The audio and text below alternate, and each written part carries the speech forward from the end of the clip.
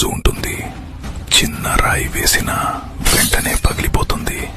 కానీ ఇంకో గాజు ఉంటుంది, దానిపై బుల్లెట్ వదిలినా పగలదు. ఎందుకో తెలుసా? అది బలంగా అవడం కోసం వేడి చేస్తారు, మళ్లీ చల్లబెడతారు. అలా వేడి చల్లదనం అనే పరీక్షల్లో అత్యంత బలంగా మారుతుంది. అందుకే దానిని బుల్లెట్ కూడా దెబ్బతీయలేదు.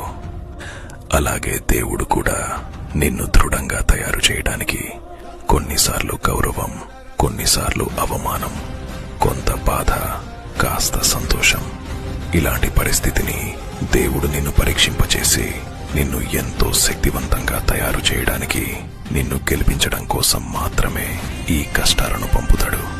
వాటన్నిటినీ నువ్వు తట్టుకుని నిలబడినప్పుడే నీకు ఓటమి తల వంచుతుంది, గెలుపు స్వాగతం పలుకుతుంది.